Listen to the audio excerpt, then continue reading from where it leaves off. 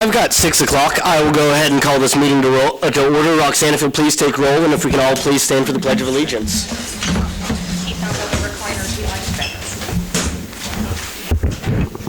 Hold on one second. Thank you. I pledge allegiance to the flag of the United States of America and to the republic for which it stands, one nation, under God, indivisible, with liberty and justice for all.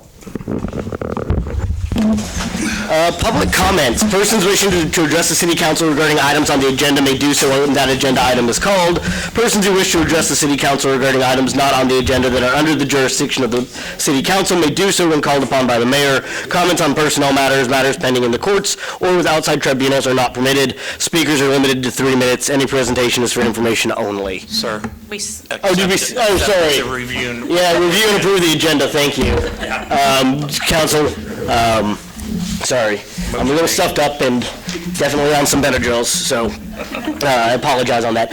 Is there a motion to approve the agenda? Motion made. Motion second. Motion's been made and seconded. All those in favor, please show a voting sign. Public comments. Now we're in line for public comments. Donna. Why he forgot that, Stephen, is I told him I wouldn't talk 3 minutes. I want you to know the swimming pool has been gorgeous this year. I started swimming right after it was cold, and it's still really nice. It's beautiful. And thank you for not letting that football stadium sob go away today. Thank you, Donna. I'm actually going to call on Rotary, because we have them on the consent agenda. If you all would like to speak about Rotary Day in the Park, this will be your time. Well, I would, and I'm Judy Brigham, and my husband, Tom. Tom is really more to blame for Rotary Day in the Park. However, I told him I'd speak about tonight. We're bringing the event back. We did not do it last year. Most of our sponsorship is from local businesses, and with the COVID and not really wanting to go to local businesses and ask for money while they were in crisis, we canceled last year, but we're going to be excited to bring it back this year. We found out today we have 25 barbecue cooking teams coming already. I would look for at least another 10, so I think we're going to have a full park. Judging from other events I've been to this year, I think people are ready to get out and celebrate, so we're excited to be able to provide that, and we'll have a car show. We'll also have local entertainment on stage, as well as a community feed. So we're excited to be able to do that, but we really can't do that without the city's help. So we have talked to Jimmy Baker with the electric department to make sure that the panels that we have can be set so that all the cooks can bring in their campers. And we'll be needing the room for judges so that we can judge the barbecue. We need to have the park so that we can put our cars in. The swim bands that you give us so that the cooks and their families can go and use the pool are one of the reasons I think that we get so many great cooking teams here. And use of the facilities overnight to be able to have them camp here, be able to shower and use the bathrooms is quite helpful. Another requirement of the Kansas City Barbecue Society is that we have the area patrolled, and the police has always done a great job with that. So if we could ask for them to spin through the park occasionally. You received in your packet a contest agenda, so I will make sure that the police chief gets a copy of that as well, so he knows what we're doing and when we're doing that. You also saw a certificate of insurance liability. We protect ourselves with that. There's a couple of advertisements in there for the event. Things seem to be going a little bit more on schedule after a little bit of a late start, but I think it's going to be a fun event. I would like to welcome everybody to come and help us celebrate Rotary Day in the Park. The proceeds that we do get from this are mostly dedicated to youth programs here in Allen County. We do the dictionaries to the 3rd graders, atlases to the 5th graders. We do RILA camp for juniors in high school.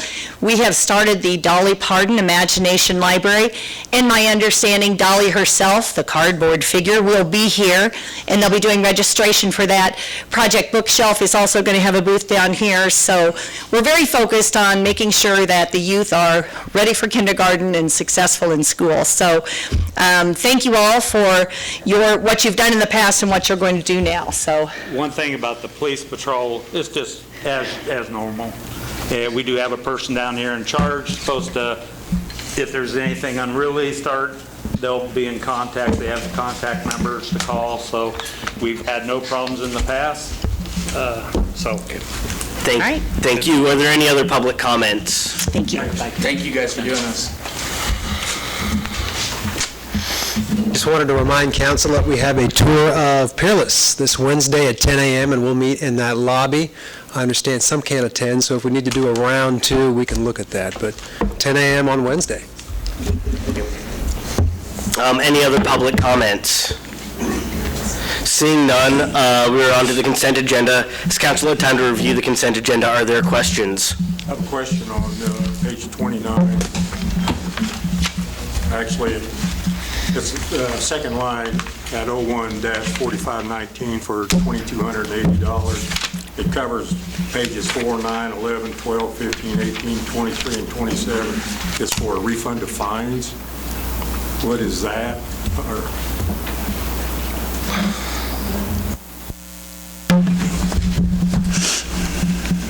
Why are we refunding payments and fines? I think one fine said an overpayment, but the others, I don't think. It just said reimbursement of fine, if I recall correctly. What page are you on, Mark? Page 29, it's an accumulation of all of them, but if you look at 4, 9, 11, 12, 15, 18, 23, and 27, it's under different people's names. But 01-4519 caught my eye. I'm just wondering. Sometimes they're fined on the charges, and then if they go to court, sometimes certain charges are dismissed.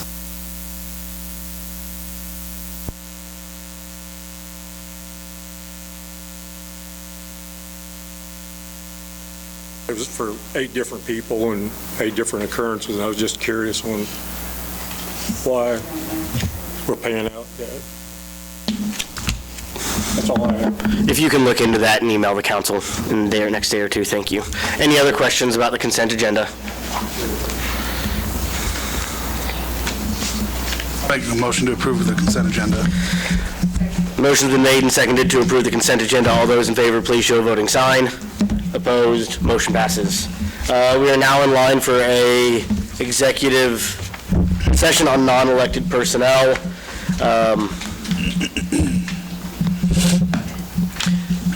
What do we want to start with, 30? About 15. Okay, we can start with 15 and come back out. I'd like us to go back and talk for a minute before we start calling people in to get kind of our rules of order down, because I don't think we've all done this for a while. So if I can get that motion made. So do you want 15 for that? Yeah, we can come out and, well, just this one, once we kind of talk, we can come back out and call people in and reset it as we need. I make a motion the city council recess into executive session for 15 minutes pursuant to personnel matters of non-elected personnel, KSA 75-4319B1. The purpose of the executive session is to discuss an employee grievance and shall include the mayor, council, and necessary employees. The regular meeting shall reconvene in the city council chamber at 6:22.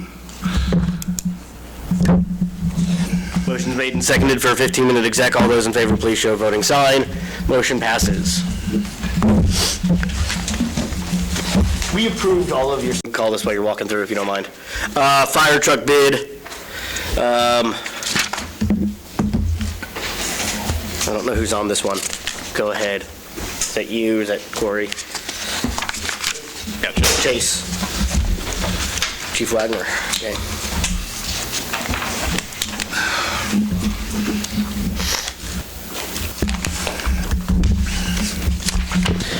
Mr. Mayor, members of council, what we have before us tonight is a bid award for the fire apparatus.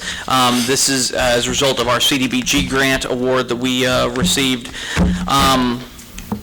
Basically, to make a long story short, we had gone through a specification process and invited 22 different vendors to bid, as well as putting it out open on the web. We received bids from 5 different fire apparatus manufacturers or vendors. Our apparatus advisory committee sat down and discussed it, and the recommendation was 3-1 to go for a Pierce Enforcer. However, the bid was, for the Pierce Enforcer, was higher than the amount of money that was authorized through our grant.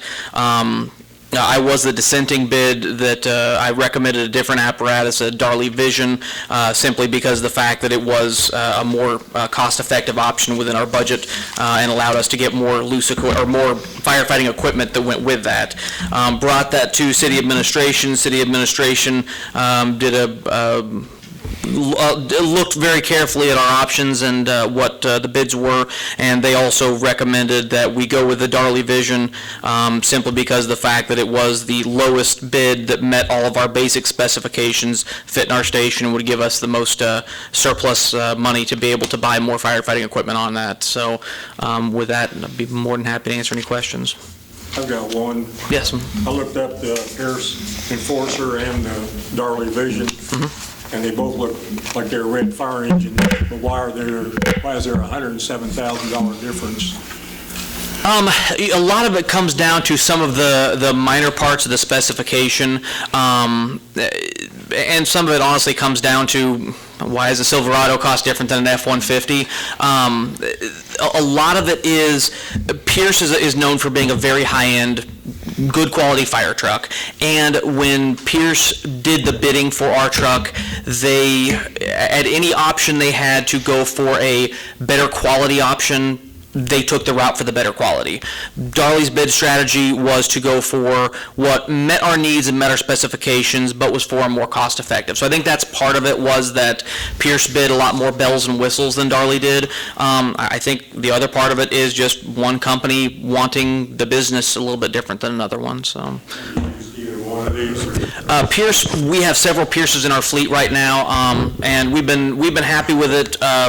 Our current truck, the one that we are having some issues with, is kind of a lemon, but it is a Pierce. I will say they provided us with amazing customer service. We love our local Pierce dealer. They're in Olathe, and they've done a good job by us. Darley they're both old companies. They're both over 100 years old. Darley is a company that doesn't manufacture as many trucks. Pierce captures about 1 out of every 3 fire trucks. They're a big player in the market. Darley's kind of more of a boutique manufacturer. They produce, I think, less than 100 trucks a year, and so we've not ever worked with their apparatuses before.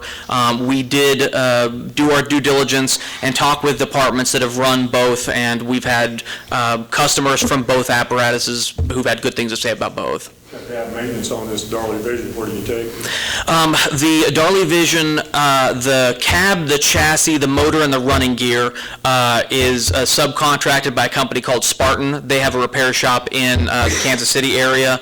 The body, they don't have a repair facility locally for the body. Their body repairs would either have to go back to their factory in Wisconsin, or they'd have to send somebody out to do it, or we'd have to do it with a third party. Pierce can all be done at their facility in Olathe. That is, oh, go ahead.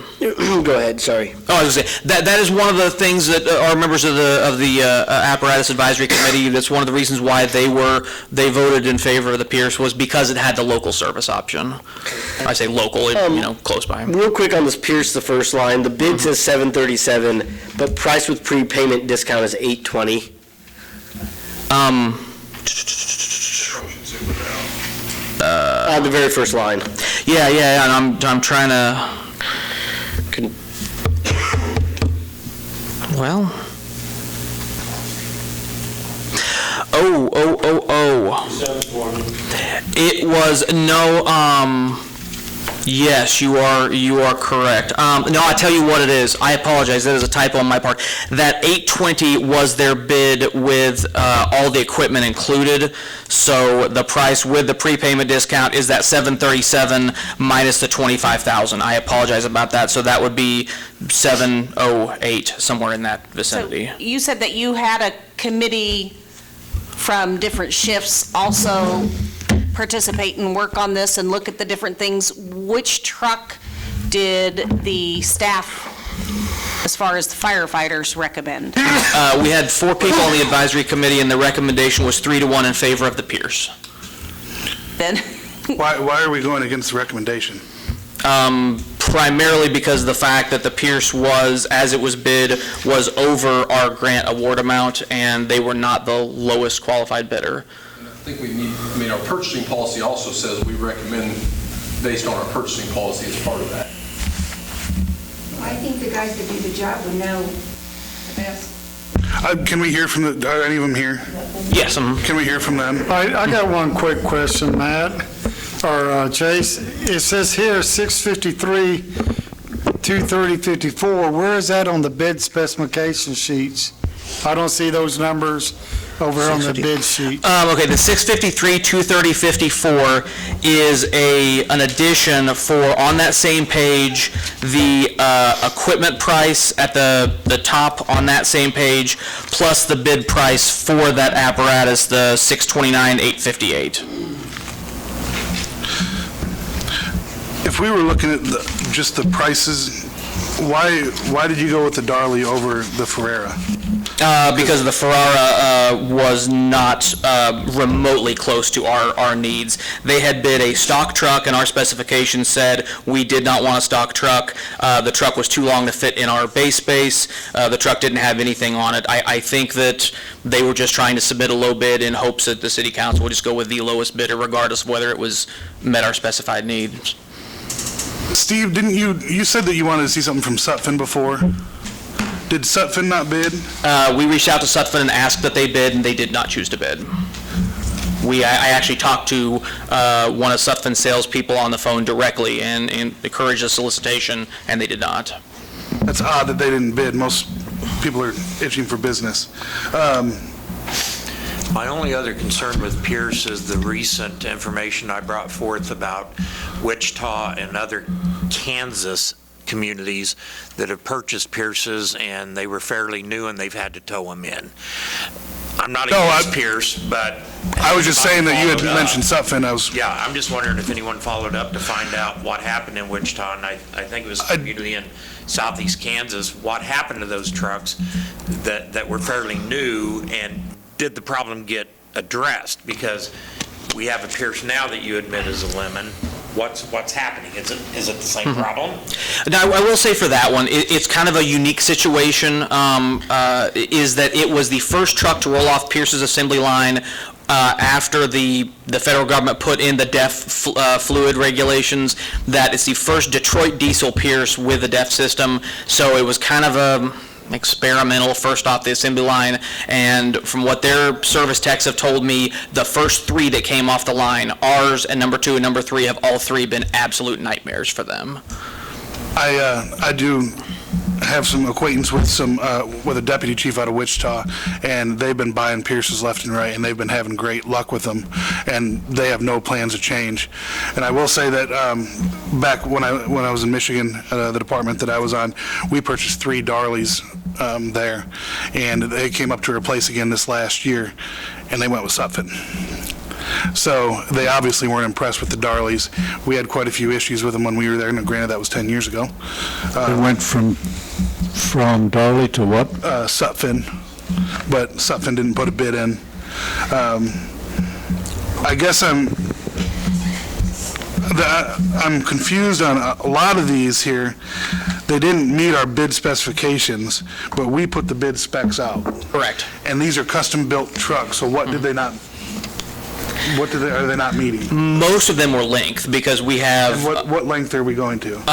We have a maximum of 32 feet, because the way our bay is lined up is we have our rescue truck and our engine double stacked in the same bay, and so with a 32-foot long truck, that gives us about, I think, 14 or 16 inches between rigs, and most of the ones that didn't meet our base specifications were over that length requirement.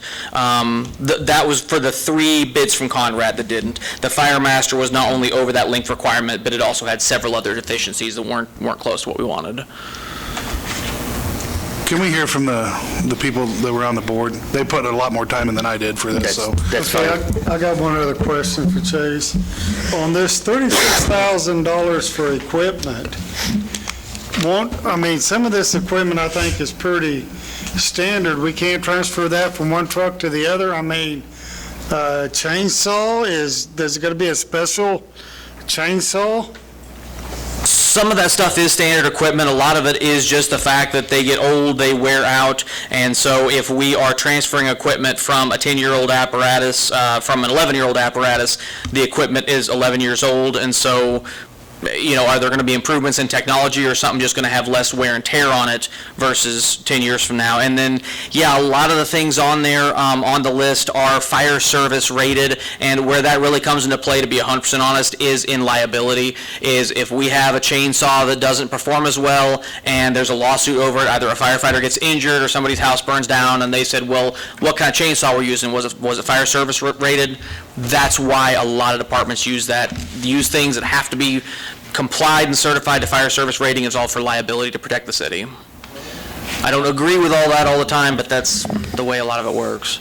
Ron, you wanted to hear from the Yeah, I'd like to committee. hear. Real quick, one more question. I believe you also said the Darley, is it the one that had the phone capability? Correct. That is the one capability that the Darley had that to me was superior to the Pierce. And don't get me wrong, I'm not anti-Pierce, even though I recommended the Darley. I recommended it based on the price point. But the Darley does have a compressed air foam system, which is something that basically allows the truck to add air bubbles in the foam, the firefighting foam, so we can produce kind of a thicker, lathery type blanket of foam that's able to make the truck, if used appropriately, a little bit better in firefighting. It's a relatively new technology. It's about a $65,000 add-on on a truck that you specify, and they're kind of trying to push that feature, which is why they included it at no extra charge, at least included in that price point. Thank you. Ron, I'll entertain. Yeah. If you all want to come up. I will say that it's not that new of a deal. We had them on our trucks 10 years ago, so it's not that new. Well, I don't mean new like in the last 2 years, but not 30 years old, I guess, yeah. So who was on the board? The advisory committee consisted of Corey Isbell, Gary Kimball, and Eric Beheimer. You guys want to talk? Just tell us on your choices.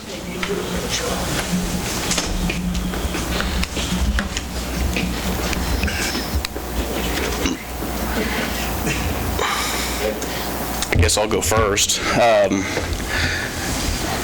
There was a lot of thought and a lot of research done with what trucks to go with. In response to Steve, we had contacted like 13 different departments and research prior to the CDBG grant and everything going through just to find out what everybody was doing out there. Yeah, there was some folks that did have a few issues with Pierces, but give me a truck that you're not going to have a few issues with. A lot of it came back to the new EPA standards with the DEF system, and that's what we have an issue with in our current truck, is because it's a Detroit diesel. So with that being said, everybody that we've talked to, they're going sole Pierce. A lot of the companies that's their sole proprietor, that's who they're going with their bids and everything. Pierce no longer offers a Detroit diesel because of these trucks. So they no longer offer Detroit diesel. Everything's going with Cummins and what they call a PACCAR motor. So with that being said, there's a difference in options in motors, and I don't know if that's in the packet, but does it still have the DEF system then? Yeah, they all have DEF systems. I wonder, because I know Yes. DEF can be. Cummins on the DEF system though, Cummins was the one, and you'll notice that in a lot of even Dodge pickups that run Cummins motors. Yes, and they're a pain with every truck you have. We have problems with the ambulances that way too. So Ford's the same way. So like I said, give me a truck that's not going to have issues with the EPA system. I mean, it's just out there. With that being said, there's different options that are noted in the packet with motors. There's an L9 Cummins. and then there's X12s that are in the packet. Darley was the only one that bid an L9, and Pierce and I believe it's Rosenbauer, they bid the X12. That is a $32,000 option between those two motors. So the X12 is the more expensive one? yes, sir. Yes, sir. It sure is. It's a bigger motor, more horsepower. Now, I can't remember within the bid specs. I do believe, and don't quote me on this, I'm going to try to be within here with motors and the bid specs it was. I thought it said in the bid specs that L9 was excluded. So, and that was on like the first page of the bid specs. So that was an excluded motor. When you say excluded, meaning not in accordance with the bid, it had to be something It had other to be something than? with more horsepower, more torque. How much difference is there in the horsepower and the torque? I'm gonna say somewhere around 50 horsepower more. I think the L9's like a 425, 445, somewhere around there, and we were looking around 500 horse. And that's just because that's what we have. We have a 500 horse motor, higher torque, and so which withstands, longer pumping operations, higher torque, better drivability, and everything. Now, I did look at the bids, and when we were doing the research, or the committee and everybody was looking at it, that when we stated that we would like to go with the Pierce, that we were asked to, how can you find out to cut money off of this so we can afford the Pierce? And that's what we were told. So then that's when the research started. So we can drop down to an L9 motor for the Pierce. We can drop things off of the package to where we can afford it and get it within budget. What's the difference in the chassis between the two? Between the two? Well, the chassis, Pierce is all custom built, and they're larger frame rails. So the Pierce builds their own chassis? Yes, they do. And does Darley build their own chassis? No, they do not. And who builds the chassis for Darley? Spartan. Yes, sir. Okay. Darley builds the body, the electronics, the lights. They put all that stuff on and finish off the cab and the pump and all that stuff. That's what they do. And one of our biggest things too is the body that Darley does. It's poly. So heavy duty plastic. Polycarbonate's what you're saying? Like, I guess like poly's a plastic. So polyethylene, yeah. So it's the same. So it's polycarbonate or poly something else? I guess I don't know how to. The trademark is poly-built. Poly-built is the trademark on it. I mean, as far as, I guess you're looking at between plastic that they make our tanks out of, which is poly, it's because of rust and all that. Yeah, they may not rust, but these trucks are built out of aluminum too. The Pierces are, all the way around. They're a heavier duty truck and better safety ratings. So how much on that Pierce could you knock off on the price? He said that, you could knock off the price to get that down to within budget. How much could you knock off without hurting the performance and the safety of the truck and the individuals? Get it within the budget, I know that. So is there a way to, we've got this all in front of us. Do we not have that bid, or can we get those numbers to see what that is, to compare everything? We have the book. I would say all we know is that the book was given this big. When we sat down, we had a side-by-side comparison. We had Pierce, we had Rosenbauer, and we had Darley. And we had listed some of the main things from motor to some things that were added in the price and not added in the price. Because when the bid specs were brought out, Pierce came to us and sat down with us and said, how do you want to build a truck? And we specifically sat down and we built a custom fire truck to fit our needs. I know absolutely nothing about the Darley other than what we looked at in Limestone, Oklahoma. We looked at them. I mean, they're cookie cutters. So, I guess my thing, I mean, this is a huge purchase. Yes. And I don't want to jump into anything, so if there's other numbers that we need to look at, then I'd like to look at those other numbers. you bet. and those I other would agree specs with you. Before we do anything. And one of my biggest proponents of not wanting the Darley also is, I mean, yeah, you can call a third-party company to work on it, and you can have somebody work on the motor, somebody work on the transmission, and somebody work on the body, or the chassis itself. But as far as the body-wise goes, they don't have a service department at all. Without taking it back first. So it sounds like we're requesting more information here. If we could actually, I think, and it looks like we're down to 2 items, is that right? Like we have the Darley and we have this Pierce. If we could get something side by side on everything that's included on those, and then maybe table this till next meeting, is that? And, I mean, if these guys want to add something, I've just been up here gabbing. So. Is that, what do we?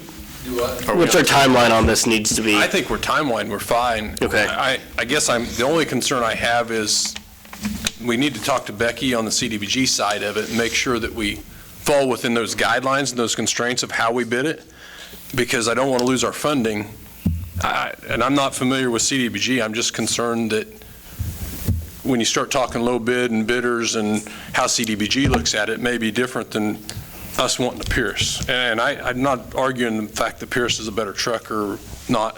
I look at it, I guess, a little more simplistic, is it doesn't meet the minimum specs and does it not? We're going by their guidelines, the grant money. Right. And so they may say you've got to go by the lowest bid. I don't know if that's what they'll say or not, but we want to make sure that we fall through that process to make sure we don't lose the $375,000. We need more information than before we can make any sort of decision to Well, make sure that. I don't want to put nobody on the spot. I mean, you just said that, you could cut money to get down to within that and that was just budget options. deal. So, yeah, that's why I brought that up. Let's see those numbers so we can have a comparison. I mean, when we sat down with Roger Brown, which is our representative.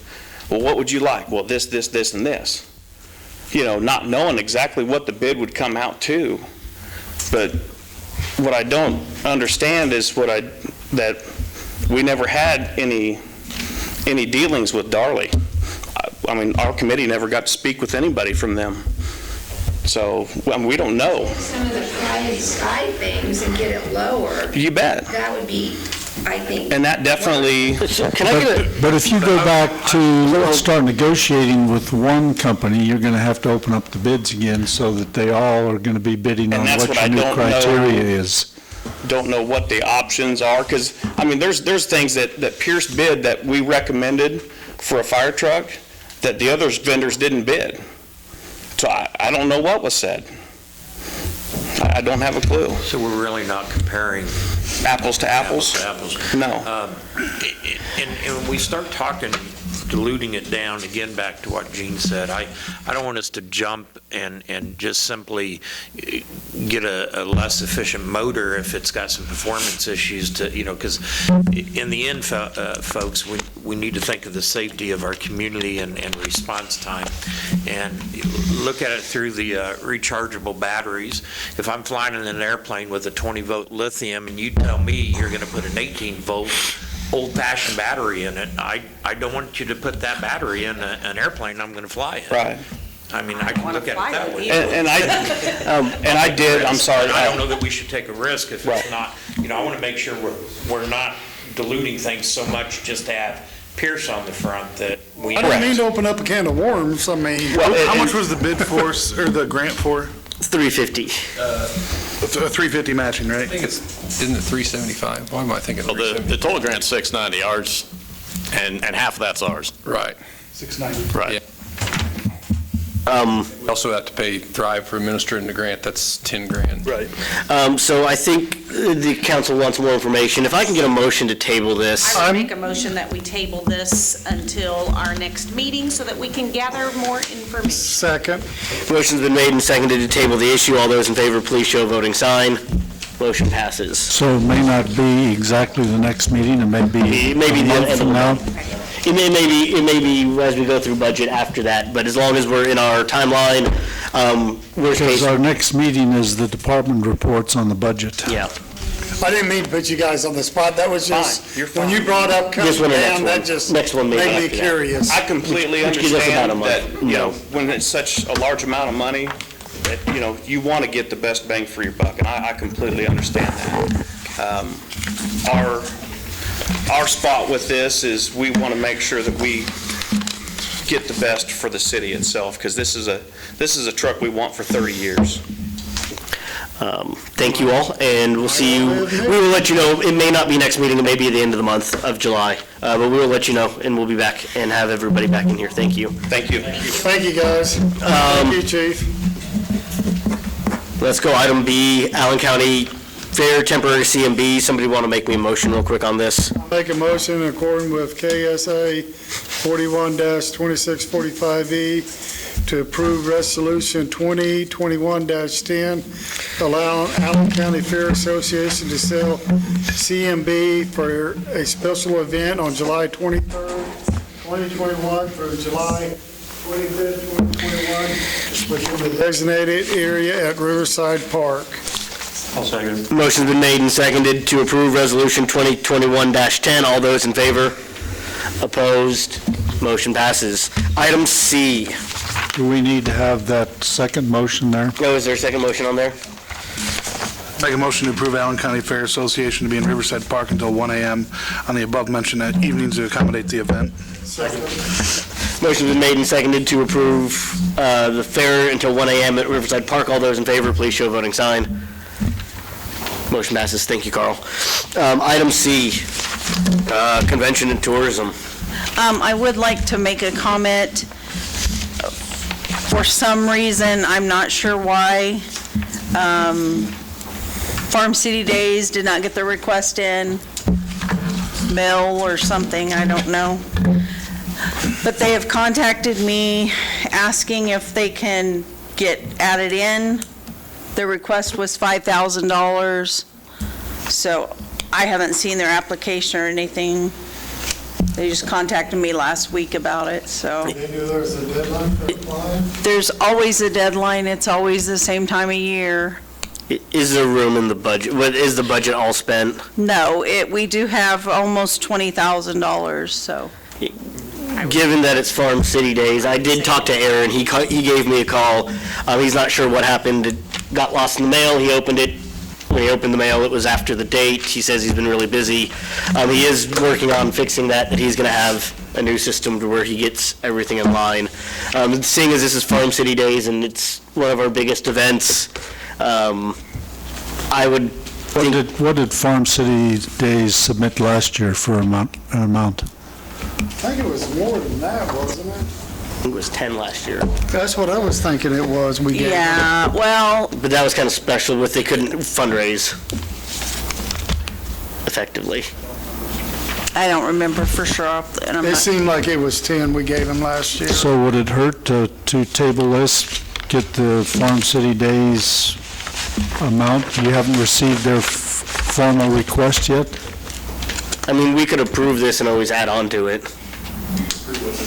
Yeah, I'm going to say you can do the Farm City Days at the next meeting, yeah. Okay, that sounds good. Does that work for everybody? Yes. Yes. Council, just so that we give some direction, because I don't know if the committee will meet, probably somewhere in the 2,500 to 5,000 range. Is that where we're thinking here? Okay. We actually need a motion on this one. Yeah, we motion to approve this, Okay, and then we'll come back with the Farm City Days I stuff. would make a motion that we approve the disbursement of the transient guest tax funds for 2020 to the committees that are listed and accept Farm City Days application to be considered at a later date. Second. Motion been made and seconded to approve the disbursement of the Convention and Tourism. All those in favor, please show a voting sign. opposed. There may be another conversation that we want to have, but we can bring that up next time too, as we go through budget. There's a conversation in there that I want us to have involving the Historical Society, involving the Rec Department, involving convention tourism, but that seems like a good time next week, so 2 weeks. Councilor and Administrator reports. I got nothing. Mark? Had a complaint on State Street flooding, nothing. What'd you say, Mark? I didn't hear you. Had a complaint on State Street flooding. Surprise. I have a couple of things. It has been brought to my attention from some of the neighbors that live up on North Walnut that the side of the ditch by the rail trail, that's the side closest to the houses, has not been mowed. There are weeds that are 3 foot tall. I'm sure with all the water today, that's going to hurt. I mean, I know we all mow our yards as far down as we can before, tipping off into the ditch. So that does need looked at. The other thing is a code issue. And I've brought it up time and time again, that old nursing home. I actually was on my back deck and witnessed a guy with his bags walk through the yard, go to the last apartment building, and enter one of the apartments. There has not been utilities on in that building for years. There is no electric. There is no water. There is stuff falling off of the roof all the time. There's stuff that blows into yards. It is an eyesore.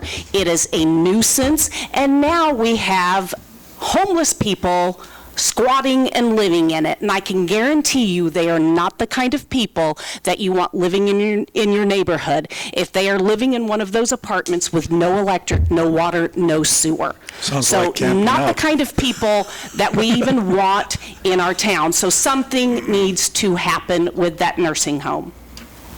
Steve? Nothing. Kim? Nothing. Ron? I received a phone call today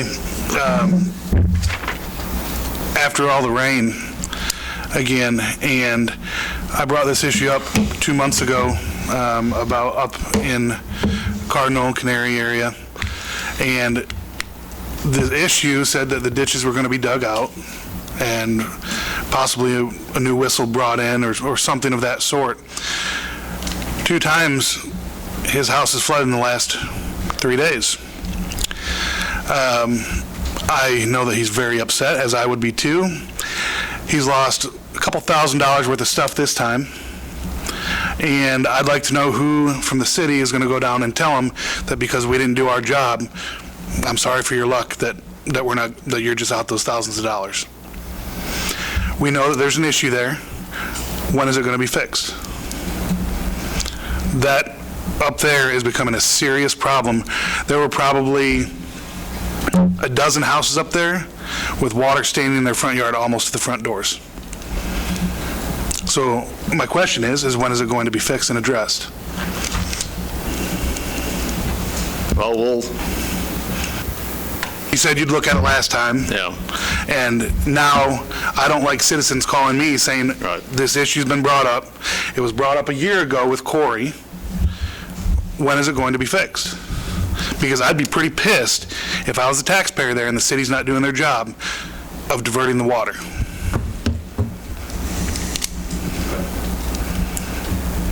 So when is it going to be fixed? Ron, I don't know if I can give you an exact date. Can you give me a week? Well, To dry out a lot, Ron, before we can get in there and do anything. yeah. It was pretty dry these last 3 weeks. Has there ever been an assessment done on watershed flow, on any of that stuff? A little bit of history that we did that. Gosh, Chuck App's mom still lived in the house there at the end of Cardinal when we did it the first time. Because I don't think there was much of a defined ditch even there back when we did that piece of it. And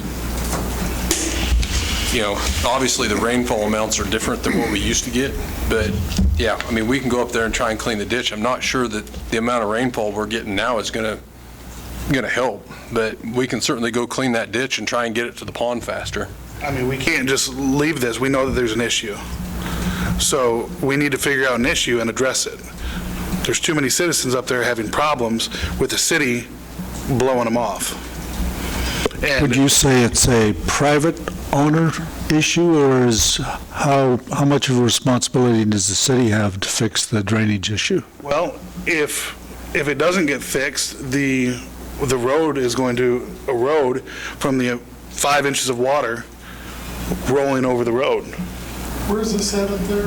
On Canary, in front of Danny Matthews' house. Front of who? Danny Matthews. Backside of the road, it's the backside. No, it's the front. He had perch and crawdad in his garage today that he had to clean out. Carl. Ron, do you have anything else? I have nothing else. Carl. Have we heard anything from the county yet on the EMS discussions? Nothing.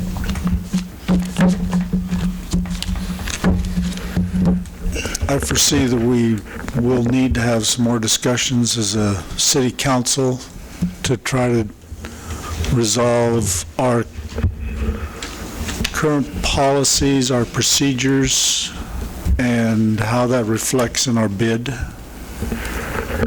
So they haven't given you any kind of indication of... Nope, we are anticipating a call for an interview soon. Frank, I thought by this meeting we would have known, but... How long are we going to wait? Just a question. I think they're working on it. I just wondered if they had responded yet. Remember, they've given themselves until the end of August to do this, so... I think we'll have a good idea by the end of July, though. Yeah. If we're in it anymore. I would imagine the month of July is going to be their time to sit down with the two bidders and then make a decision after that. Okay, thank you, that's all I have. Gene. The one thing I got is, where are we at on the Lincoln and Chestnut place that burnt down? I'm still getting calls and complaints about animals and kids getting in and out of that building. Since our last meeting, I haven't seen anything done, and I said I wanted to see something done by this meeting, and I haven't noticed anything done. 3 weeks. I believe that's what he said. He told the family that he gave him 3 weeks. There's still been nothing done in the last 2 weeks. So I was just wondering where we're at on that. If you guys could find out and let me know, I'd appreciate that. Nick. So next week is the 4th of July. Be safe, don't blow your hands off, and people lighting off fireworks, keep in mind, the street may be the best place to do that, but don't, do it on the busy streets. And if you see somebody coming, try not to light the fireworks while they're out. The streets are not really the place to do that. Yeah. You're the only one who brought up the firework deal. Happy Independence Day, guys. Matt. Well, we've already talked about the Peerless Tour. I was going to give a reminder of that for Wednesday at 10, and then I was going to give an update on the Pool Pass Challenge. I put it all in my weekly report to you all, and it's my understanding that every day has been covered in some way, shape, or form with pool passes from our businesses in town. Shout out to local businesses. Thank you. I think the class of '83, I think we took the last available date. Yeah, good. Well, thank you. But yeah. Has there been any communication with Hackert Construction? Yeah, Corey. I've met with one of the, I don't think he's an estimator, he's one of the vice presidents that came, and Dan and I went with him on, I want to say it was Tuesday of last week. And he was supposed to get back with me on the two areas I saw that were the worst on State Street. There's out there in front of Kent Thompson's.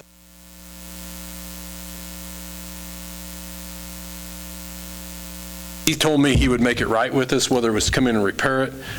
I'm concerned about repair. I don't know what that definition is, whether it's grinding it with the skid steer or truly bringing in a milling machine to do it.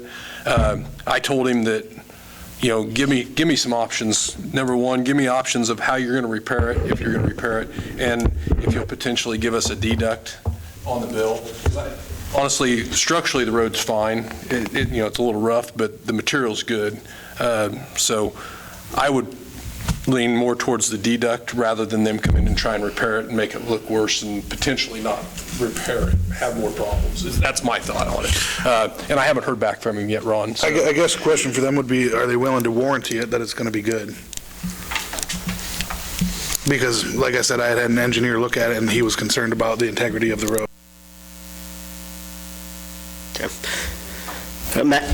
Roxanne. Sorry. My court clerk responded to me. Several of those were actually paying restitution. They weren't refunds. We were paying restitution. We collected from the person and then paid restitution. On the others, they're issued a bond when the crime happens, and then after they enter a plea, then their charges are different. So the cash bond we are holding until they enter a plea and go to court. Thank you. Anything else here? Make a motion that we adjourn for the night? Second it. Motion's made and seconded. All those in favor? Opposed? Motion passes.